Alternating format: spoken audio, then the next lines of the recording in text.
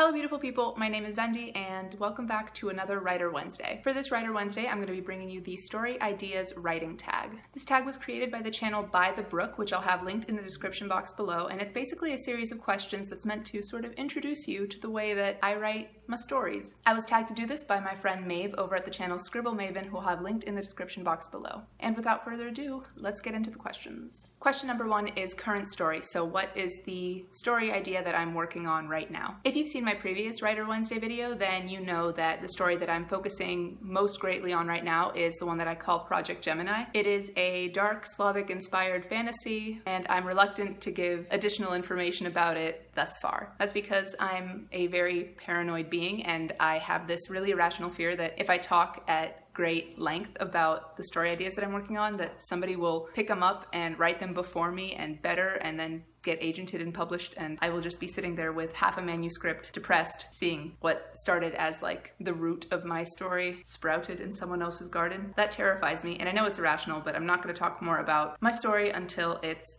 closer to completion. Question number two is spark of inspiration. Do your story ideas begin with a character, the plot, the world, or something else entirely? And the short answer for that for me is yes. The long answer is I think that all the elements of a story are sort of interdependent on one another. I feel like your plot can't exist without your characters, and your characters can't really be who they are without the world that they were surrounded by and the culture that they've grown up around, so they really can't exist without the world. So as far as those, main elements of story, I don't think any one of them really takes the lead as to what begins my creative process. For me, it's more of a what if question, like what if XYZ thing were the case, and then I follow that road, I guess, and along the way a character that fits it pops into my brain, and like the world that he or she or they live in, and then plot happens. I don't know how to describe it. They all sort of come at once because they all have to come into play for the story to be exactly what it should be. Question number three is brainstorm. So how do you put the puzzle pieces of your story together? Like, do you start at the beginning and work your way to the end, or do you start with the ending and then work your way to the beginning, or some combination thereof? I am a pretty linear person. I start with a fairly chronological outline. I know what the start of the story looks like, so the current state of affairs. So I know like various beats that the plot has to hit in order to get to the ending. I suppose now that I think about it, I sort of merge. Okay, so I look at the beginning and I look at the end, and I sort of work from both ends into the middle. Like, I know how things need to be and I know how things are. So I need to sort of figure out how things go from point A to point B. And the best way to do that is to sort of just take both of the existing like static beginning and end bits and then just mesh them in the way that makes the most sense to me. For plot things, I think I work more back to front, whereas for character arcs and things, I work more front to back, if that makes sense. Question number four is keep or toss. How do you know if you're gonna keep a story idea or toss it? And that's a really interesting question. I don't think I toss any story ideas. You know how in school sometimes they'll tell you, right, there's no such thing as a stupid question? Since my story ideas often start off as questions, I have sort of adopted that. Like, there's no such thing as a stupid story idea. I think that even in the most cliched, overused, super tropey story ideas, there are some grains of originality and interestingness that can be plucked out and woven into other stories if need be, or they can be used as the groundwork into which you like pickpocket other interesting bits from other story ideas and you put them into this super cliched one until it completely changes shape and doesn't look anything like the original story idea at all. So I'm a story idea hoarder in that I keep everything, but I only use certain elements, and once I've used the elements I want to, I'm okay with discarding like the husk that's left of the story idea, but until I've reached that husk point, I keep it. Question number five is original idea. How much of the original idea of the story is kept by the time you finish it, get to the end of it? I guess that's a pretty solid lead-in from the previous question. I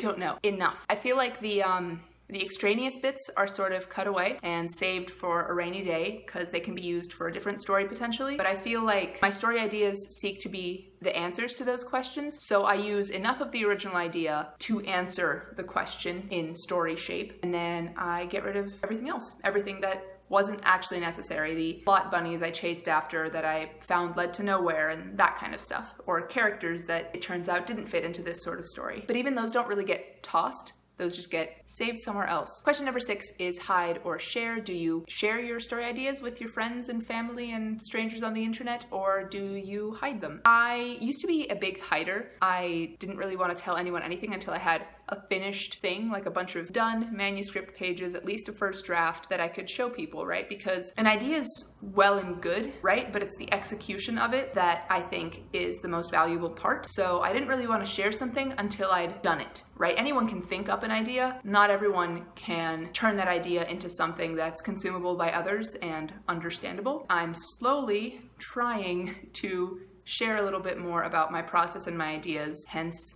these videos. Question number 7 is dream. Have any of your story ideas originated with a dream or a nightmare? Ooh, I don't think so. None that I've worked on. Okay, I have this folder of notes on my phone. They're like voice recordings, and they are dreams that I thought were really cool when I had them and then woke me up, and then I sort of just like dictated what the dream was so that I could look over it in my waking hours. And to this day, I haven't actually listened to any of them because I'm afraid of what I'm gonna find, because sleepy me is not eloquent or intelligent at all. But I'm really tempted to look at them. I feel like there might be a cool story hidden in there somewhere, or a couple of cool elements that I can incorporate into other stories. So not yet, but maybe.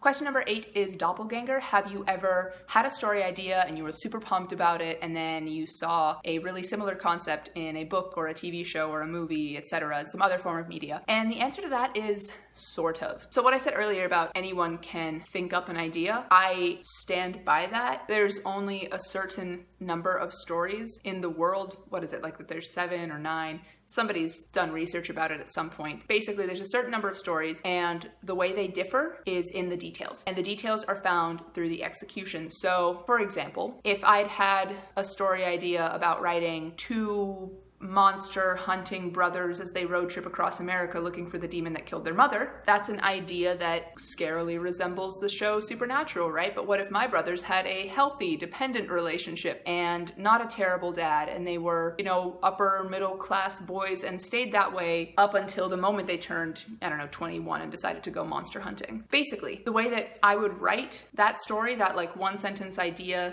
/ premise thing, would be very, very different from the show Supernatural. Even though the core of it, the idea that I'd follow for it, excuse me, sounds on the surface very, very similar. So sort of, but not really. Question number 9 is big screen inspiration. Have any shows or movies, whether you like them or not, sparked an idea for you? Yes and no. Again, like I think any other person that consumes media, after I consume it, I have a slightly different view of the world, which I think is the point and main goal of most content creators of any sort, whether they be, you know, filmmakers or authors or YouTubers. Like I'm definitely one of those people that after seeing an action movie, I'm like, now I am a badass, right? And I could like step into this world and kick a bunch of ass, even though I'm actually a weedy 21-year-old who hates conflict. And then because I'm a weedy 21-year-old who hates conflict, I'm like, so how do I project these feelings that I'm feeling right now? Because I'm feeling them really hardcore, and I'm like, I know, I'll create a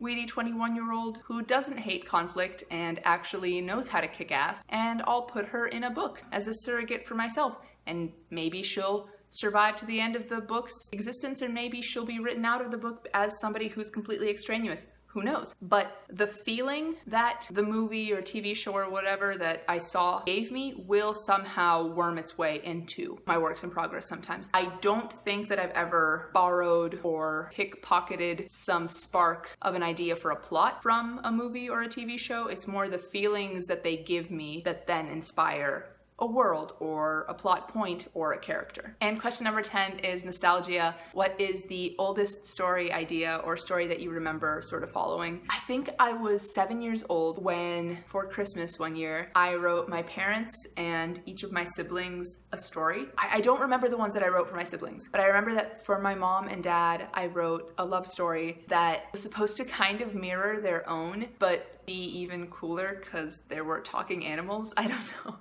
It was pretty bad. There was no discernible plot. I don't think there was any real discernible character development. I loved them a lot, and I didn't know how to explain how profound the love that they had for each other and that the love they had for me and my siblings was to me. So the only way that I could express it was through writing it down and through expressing it through these surrogate characters, right? And I hope that the message came through to them, but if it didn't, that's okay for me as well, because it did for me, right? It showed me that whenever I felt something that I didn't know how to express, I could express it on a page and make it safer to feel by giving myself that little bit of distance. I wonder if they still have it. That would be really cool. I don't know, one day if I decide to like share my old writing on this channel, which might happen, I think I might share that story because it is pretty wild. And that is actually it for the Story Ideas writing tag. Thank you guys so much for watching. I'd like to tag 3 channels / people that I know are currently in the midst of writing things to do this tag as well. I'd like to tag Lou from Books Are a Way of Life, Hannah from the channel Book Lattes, and I'd like to tag my friend Kayla from the Instagram Caught Between the Pages, just because I think that this is a super fun tag and I'd like to hear their answers for it. Comment down below and let me know if we're like weirdly similar or like wildly different for any of the answers that I gave. I would love to hear how my thought process compares to some of you guys. And if you don't want to do that, but you did like this video, I would super appreciate it if you left me a thumbs up. And if you like me, maybe consider subscribing to my channel. Thank you guys for tuning in to another Writers Wednesday, and I will see you next time with another video very soon. Goodbye.